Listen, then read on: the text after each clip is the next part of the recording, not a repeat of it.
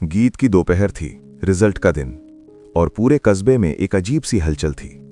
School के बाहर भीड़ लगी थी, हर चेहरे पर उम्मीद और डर का मिला जुला भाव। और उन्हीं चेहरों के बीच खड़ा था आर्यन, हाथ पसीने से भीगे हुए, दिल की धड़कनें तेज, आंखें नोटिस बोर्ड पर टिकने की कोशिश करती हुईं। जब उसकी नजर अपने रोल नंबर पर पहुंची तो उसे कुछ सेकंड लगे समझने में कि जो लिखा है वही सच है, फेल।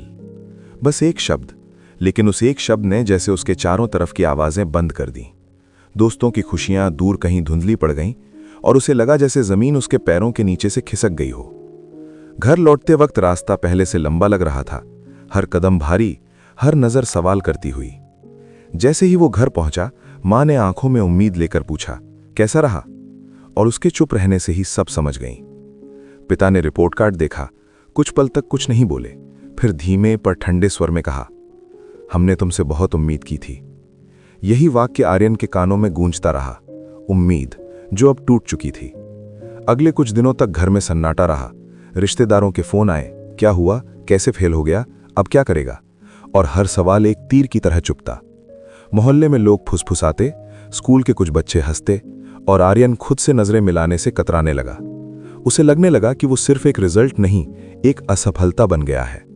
लेकिन कहानी यहीं खत्म नहीं होती, क्योंकि असली कहानी वहीं से शुरू होती है जहां लोग समझ लेते हैं कि सब खत्म हो गया। उन दिनों आर्यन अक्सर छत पर जाकर बैठता, आसमान को देखता और सोचता, क्या एक परीक्षा तय करती है कि मैं कौन हूं? क्या 10वीं रिजल्ट मेरी पूरी जिंदगी का फैसला कर सकता है? एक शाम उसके स्कूल के पुराने शिक्षक शर्मा सर अचानक घर आए। उन्होंने रिपोर्ट कार्ड देखा, फिर आर्यन को अलग ले जाकर कहा, फेल होना शर्म की बात नहीं है, फेल होकर बैठ जाना शर्म की बात है। यह वाक्य साधारण था, लेकिन उसमें एक चिंगारी थी। शर्मा सर ने उसे बताया कि उन्होंने भी एक बार प्रतियोगी परीक्षा में असफलता देखी थी, लेकिन वही असफलता उनकी ताकत बनी। उस रात पहली बार आर्यन ने रोकर अपने मन का बोझ हल्का किया और तय किया कि वो इस फेल शब्द को अपनी पहचान नहीं बनने देगा। उसने अगले साल फिर से परीक्षा देने का फैसला किया, लेकिन इस बार सिर्फ पास होने के लिए नहीं, खुद को साबित करने के लिए। शुरुआत आसान नहीं थी। जब भी वो किताब खोलता, उसे वही फेल शब्द दिखाई देता। आत्मविश्वास टूट चुका था, लेकिन उसने एक छोटी सी रणनीति बनाई। हर दिन सिर्फ 5 घंटे पढ़ाई, बिना बहाने। उसने अपना फोन सीमित कर दिया, दोस्तों के साथ बेवजह घूमना बंद किया और धीरे धीरे पढ़ाई को डर की जगह आदत बना लिया। शुरू में दिमाग साथ नहीं देता था, ध्यान भटकता, पुराने ताने याद आते, लेकिन वो रोज खुद से कहता, आज सिर्फ एक कदम। महीनों की मेहनत के बाद जब दोबारा रिजल्ट आया, तो इस बार उसके नाम के आगे पास लिखा था। यह कोई टॉप रैंक नहीं थी, लेकिन उसके लिए यह पहाड़ जीतने जैसा था। परिवार की आंखों में फिर से उम्मीद लौटी, लेकिन आर्यन के भीतर अब कुछ और बदल चुका था।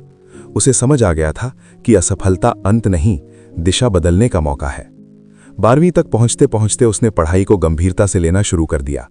इसी दौरान एक दिन अखबार में उसने एक खबर पढ़ी, एक युवा आईएएस अधिकारी ने अपने जिले में बड़ा बदलाव किया था। फोटो के नीचे लिखा था, आईएएस अधिकारी ने शिक्षा व्यवस्था सुधारी। उस दिन पहली बार आर्यन के मन में एक ख्याल आया, क्या मैं भी आईएएस बन सकता हूं? यह ख्याल जितना बड़ा था, उतना ही डरावना भी। एक लड़का जो 10वीं में फेल हुआ था, वो देश की सबसे कठिन परीक्षा देने का सपना देखे। जब उसने यह बात अपने कुछ दोस्तों से कही तो वे हंस पड़े। पहले 10वीं पास कर ले, फिर आईएएस की बात करना। लेकिन इस बार हंसी उसे तोड़ नहीं पाई, क्योंकि वो जानता था कि लोग वही देखते हैं जो अभी है, वो नहीं जो बन सकता है। उसने धीरे धीरे यूपीएससी के बारे में जानकारी जुटानी शुरू की। सिलेबस क्या है, तैयारी कैसे होती है, कितने साल लगते हैं। उसे समझ आया कि यह सिर्फ पढ़ाई नहीं, धैर्य की परीक्षा है। उसने तय किया कि वो ग्रेजुएशन के साथ साथ तैयारी शुरू करेगा। कॉलेज में दाखिला लिया, लाइब्रेरी उसकी दूसरी दुनिया बन गई। जब बाकी छात्र कैंटीन में समय बिताते, वो अखबार पढ़ता, नोट्स बनाता, करंट अफेयर्स समझता। कई बार उसे लगता कि वो बहुत पीछे है, बाकी लोग उससे ज्यादा तेज, ज्यादा समझदार हैं। लेकिन उसने खुद को एक बात सिखाई, तुलना नहीं, प्रगति देखो। ग्रेजुएशन के अंतिम वर्ष में उसने पूरी तरह यूपीएससी की तैयारी में खुद को झोंक दिया। सुबह 5 बजे उठना, 8-10 घंटे पढ़ाई, टेस्ट सीरीज देना, गलतियों का विश्लेषण करना, उसकी दिनचर्या मशीन जैसी हो गई। घर की आर्थिक स्थिति बहुत मजबूत नहीं थी, कोचिंग के पैसे नहीं थे, इसलिए उसने ऑनलाइन मुफ्त संसाधनों से पढ़ाई की। कभी कभी बिजली चली जाती तो वो मोमबत्ती की रोशनी में पढ़ता। जब भी थकान हावी होती, वो अपने पुराने रिपोर्ट कार्ड को देखता, जिस पर फेल लिखा था और खुद से कहता, यही मेरी शुरुआत है। पहला प्रयास आया। उसने परीक्षा दी, लेकिन प्रीलिम्स में कुछ अंकों से रह गया। वो टूट गया, लेकिन इस बार रोया नहीं। उसने अपनी गलतियां लिखीं, रणनीति बदली और अगले साल फिर से कोशिश की। दूसरा प्रयास। इस बार मेंस तक पहुंचा, लेकिन इंटरव्यू कॉल नहीं आया। रिश्तेदार फिर बोले, इतना पढ़कर भी कुछ नहीं हुआ। लेकिन अब वो 10वीं वाला लड़का नहीं था। तीसरे प्रयास में उसने खुद को पूरी तरह बदल दिया। उत्तर लिखने की शैली सुधारी, मॉक इंटरव्यू दिए, व्यक्तित्व पर काम किया। और फिर वो दिन आया जब इंटरव्यू कॉल लेटर उसके हाथ में था। इंटरव्यू रूम में बैठे बोर्ड मेंबर्स ने उससे पूछा, आप 10वीं में फेल हुए थे, फिर भी यहां तक कैसे पहुंचे? उसने मुस्कुराकर जवाब दिया, सर, अगर मैं फेल न होता तो शायद मुझे मेहनत का असली मतलब समझना आता। महीनों की प्रतीक्षा के बाद जब अंतिम परिणाम आया तो इस बार उसके नाम के आगे लिखा था, सिलेक्टेड फॉर IAS। वही मोहल्ला, वही घर, वही लोग, लेकिन नजरें बदल चुकी थीं। पिता की आंखों में गर्व था, मां की आंखों में आंसू। शर्मा सर ने फोन पर कहा, मुझे पता था। और आर्यन ने मन ही मन उस दिन को याद किया जब 10वीं के रिजल्ट बोर्ड पर फेल लिखा था। उसने समझ लिया था कि असली हार रिजल्ट में नहीं, हार मान लेने में है। आज जब वो एक जिले का कलेक्टर बनकर फैसले लेता है तो हर बार किसी छात्र की असफलता की खबर सुनकर वो खुद को देखता है। वो जानता है कि एक रिजल्ट किसी की क्षमता तय नहीं करता। और उसकी कहानी यही कहती है, अगर 10वीं में फेल हुआ लड़का IAS बन सकता है तो आपकी असफलता भी आपकी पहचान नहीं, आपकी तैयारी है। क्योंकि जिंदगी का सबसे बड़ा सच यही है, कहानी बदल सकती है अगर आप खुद को बदलने का साहस रखते हैं। IAS में चयन होने की खबर ने जैसे पूरे कस्बे की हवा बदल दी थी। लेकिन आर्यन जानता था कि असली सफर अब शुरू हुआ है, क्योंकि एक परीक्षा पास करना और एक जिले की जिम्मेदारी संभालना दो बिल्कुल अलग बातें हैं। मसूरी में प्रशिक्षण के दौरान जब वो पहली बार देश के अलग अलग हिस्सों से आए प्रतिभाशाली उम्मीदवारों के बीच बैठा तो उसे एक पल के लिए फिर वही पुराना संकोच महसूस हुआ। क्या मैं सच में यहाँ का हकदार हूँ? कई साथी नामी कॉलेजों से थे, धारा प्रवाह अंग्रेजी बोलते थे, बहस में तेज थे, और वो एक छोटा सा कस्बाई लड़का जो कभी 10वीं में फेल हुआ था। लेकिन इस बार उसने अपने डर को छुपाया नहीं, समझा। उसने तय किया कि वो तुलना नहीं करेगा, बल्कि सीखने पर ध्यान देगा। प्रशिक्षण में प्रशासन, कानून व्यवस्था, आपदा प्रबंधन, राजस्व प्रणाली, ग्रामीण विकास, हर विषय उसके सामने नई दुनिया खोल रहा था। रात को हॉस्टल के कमरे में बैठकर वो नोट्स बनाता और सोचता कि अब मेरी गलती सिर्फ मेरी नहीं रहेगी, इसका असर हजारों लोगों पर होगा। ये जिम्मेदारी उसे डराती भी थी और मजबूत भी बनाती थी। पहली पोस्टिंग एक ऐसे जिले में मिली जहां समस्याएं कम नहीं थीं। स्कूलों में शिक्षकों की कमी, अस्पतालों में संसाधनों की कमी, भ्रष्टाचार की शिकायतें और सबसे बड़ी बात, लोगों का प्रशासन पर कम भरोसा। जब वो पहली बार कलेक्टर के रूप में कार्यालय पहुंचा तो कुर्सी पर बैठते समय उसे अपने 10वीं के रिजल्ट का दिन याद आया। फर्क सिर्फ इतना था कि तब वो खुद को असफल मान बैठा था और आज लोग उसे उम्मीद की तरह देख रहे थे। उसने पहले महीने में सिर्फ सुनने का फैसला किया। गांव में जाकर लोगों से मिला, पंचायत बैठकों में बैठा, स्कूलों का अचानक निरीक्षण किया। उसे समझ आया कि कागजों में योजनाएं सफल दिखती हैं, लेकिन जमीन पर तस्वीर अलग है। एक दिन वो एक सरकारी स्कूल में निरीक्षण के लिए पहुंचा। वहां एक बच्चा कोने में बैठा रो रहा था। पूछने पर पता चला कि वो परीक्षा में फेल हो गया था और घर जाने से डर रहा था। उस बच्चे की आंखों में उसे अपना अतीत दिखा। उसने बच्चे को अलग ले जाकर कहा, एक रिजल्ट से जिंदगी तय नहीं होती। और ये कहते वक्त उसकी आवाज में सिर्फ अधिकारी का आदेश नहीं, अनुभव की सच्चाई थी।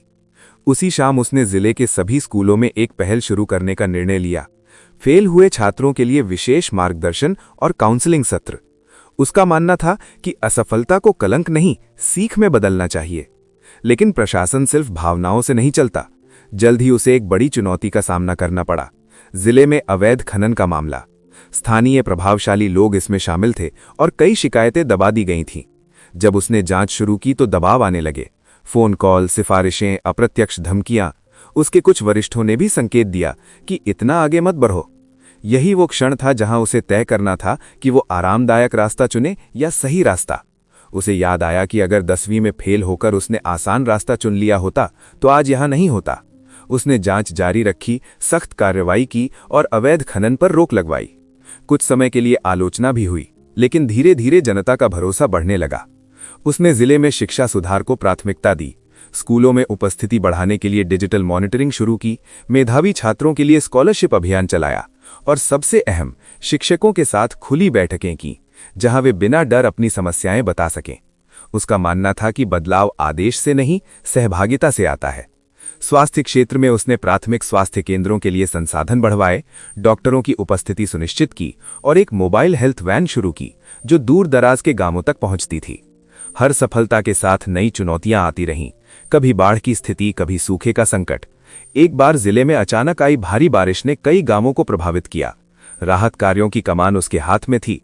रात दिन की मेहनत, टीम समन्वय और त्वरित निर्णय, इन सब के बीच उसने महसूस किया कि नेतृत्व का असली अर्थ क्या है।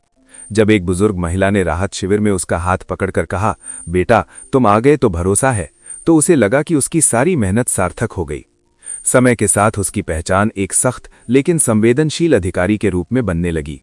मीडिया में उसकी पहल की चर्चा होने लगी, लेकिन वो हर शाम खुद को याद दिलाता कि वो वही लड़का है जिसने कभी असफलता का स्वाद चखा था। वो अपने कार्यालय की दराज में आज भी 10वीं का वो पुराना रिपोर्ट कार्ड रखता था, ताकि उसे याद रहे कि गिरना क्या होता है और उठना क्या होता है। एक दिन राज्य स्तर की बैठक में उससे पूछा गया, आपकी सफलता का राज क्या है?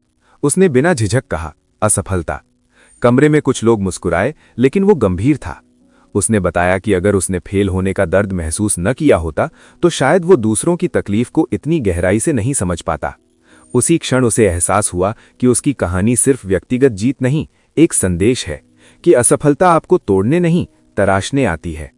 और इस तरह 10वीं में फेल हुआ वो लड़का सिर्फ आईएएस अधिकारी नहीं बना, बल्कि उन हजारों लोगों के लिए उम्मीद का प्रतीक बन गया जो कभी अपने रिजल्ट, अपने हालात या दूसरों की राय से खुद को छोटा समझ बैठते हैं। क्योंकि उसकी जिंदगी ने साबित कर दिया था कि शुरुआत कैसी भी हो, अंत आपके फैसलों से तय होता है।